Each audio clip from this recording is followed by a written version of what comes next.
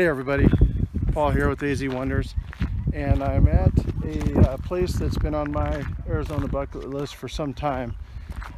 It's called the Petrified Tree National Forest, and this is actually my second day here. Yesterday I started up on the north end of the park. I'm going to turn the camera around here so you can get a glimpse of what I'm seeing. But basically, the story about this place is that these what look like rocks here are actually remnants of trees that grew in this area over 200 million years ago. Instead of decomposing like trees normally do in a forest, somehow they were I'm not sure if they were covered by the soil, but somehow they just started absorbing all the minerals in the soil. That's one thing about Arizona, is that the soil is extremely rich in minerals. That's why there's so many mines here, and why the soil is so, the rocky landscape is so colorful and so forth. But anyway, these trees never decomposed, but they instead turned into a form that, you know, looks and feels like rock. Okay, so here's one right here. Sorry about the shadows. And as you can see, there's all these brilliant colors in here. Now I'm here at around 10 in the morning, and the sun's pretty high overhead, but they say that in the early morning light and the early evening light, so right before sundown, the colors are just incredibly brilliant. So let me just get in a little bit closer so you can see what I'm talking about.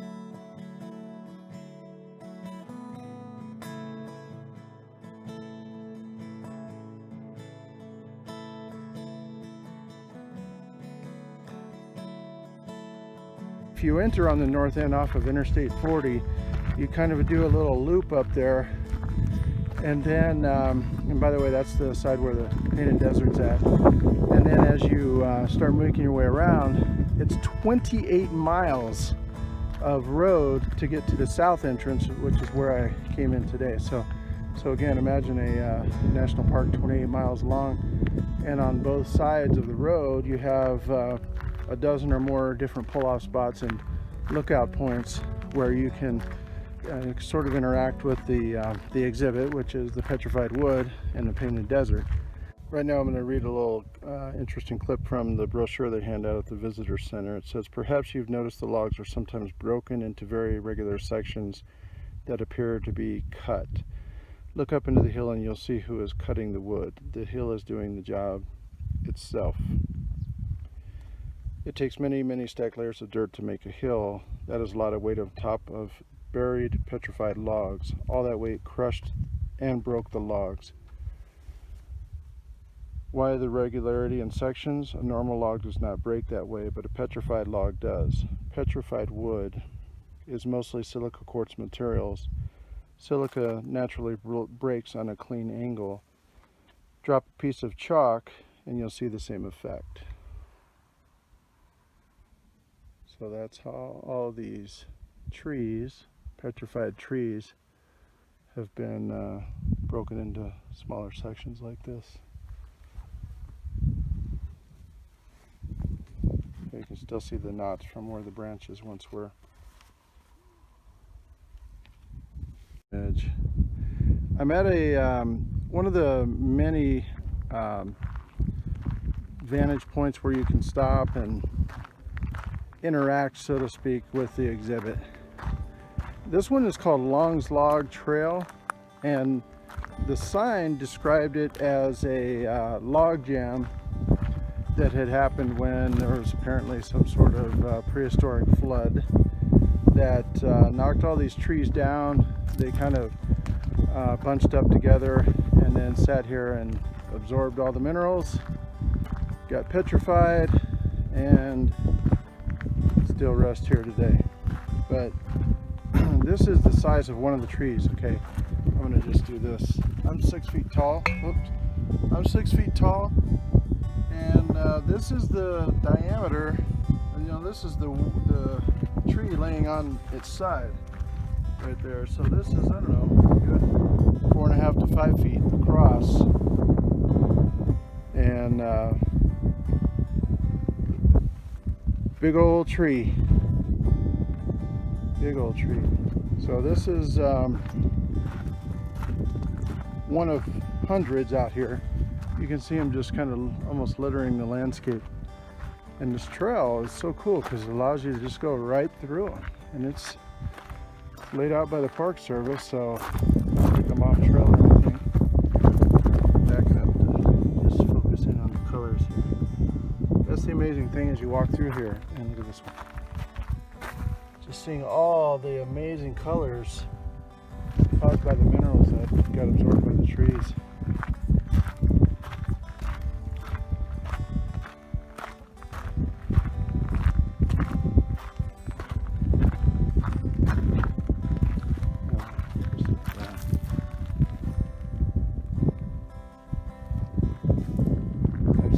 And the beautiful thing is the trail looks like it winds right up there by those, I guess, Badlands cones or whatever they're called. I'm not sure. But those proof once again that it pays to get off the beaten path. So I'm about as far back on the trail as you can go. It's like a balloon type hike where there's a line out and then it kind of does a loop and then take that line back.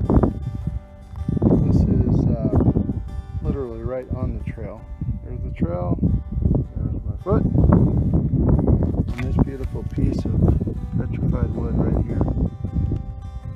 Take a look at that.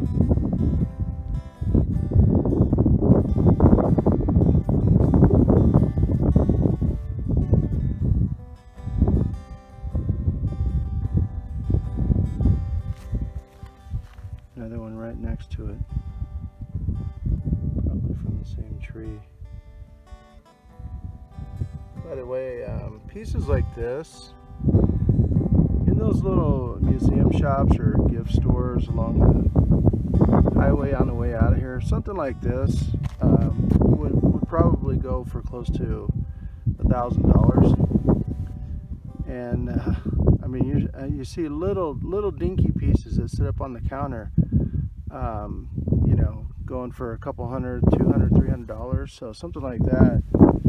Yeah, I can't even imagine what they would fetch for it on the market. But, and the other thing they do is they shine them up, they somehow buff them down, get them all like one surface, probably a sander or something, and then buff them, put a real nice shiny finish on them. So here you get a little sense of the log jam effect here. So there's one tree right there.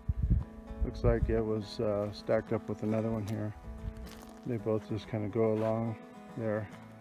And if you notice, it's kind of almost terraced there, where there's this real soft sandy soil here. And then, behold, there are your Badlands cones. I don't know if they're called cones, but that's what I'm calling them.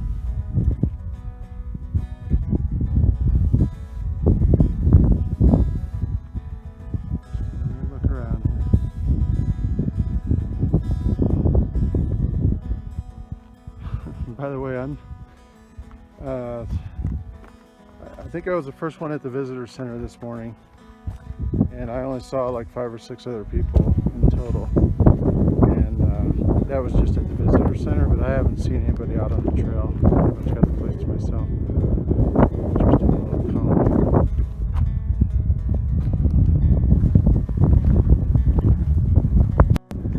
Alright, so before I wrap up this segment out here at Long Logs, what I want you to do is just imagine that at one point, the movie Jurassic Park, really most of the movie took place in a jungle type setting. That's what this was like 200 million years ago. And it may sound like a stretch, but in the visitor center, they have all sorts of maps and charts and pictures of dinosaur fossils found here in this park. Some of the largest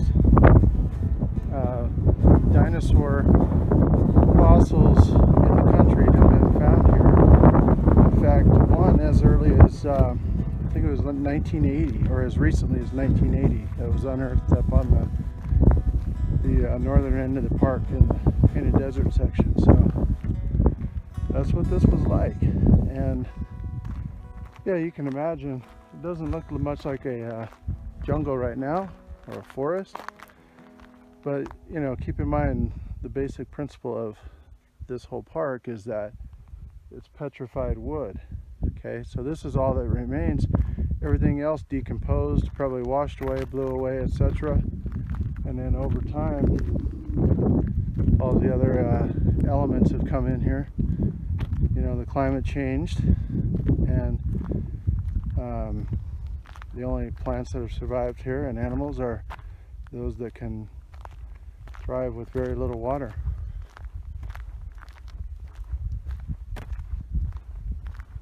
So that's it for this segment. Another quick little tidbit about the Painted Desert is that it is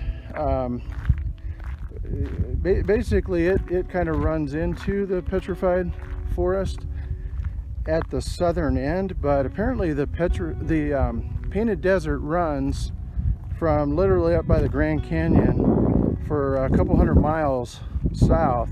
So it's a large swath of the state of Arizona, but you can see, you know, some of the most colorful parts of it on the north end of this Petrified Forest National Park. So.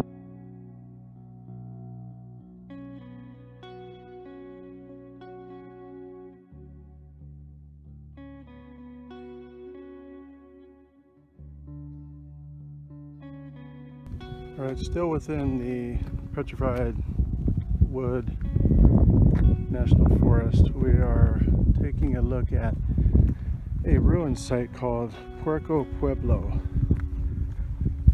According to the signage, this was inhabited between 1250 and 1380 AD and contains about 100 rooms.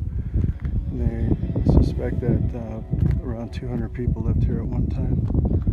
So this is what's called a pit house.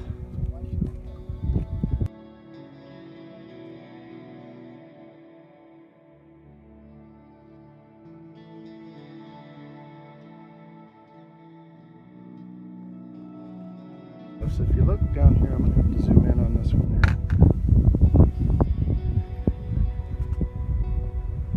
Zoom in.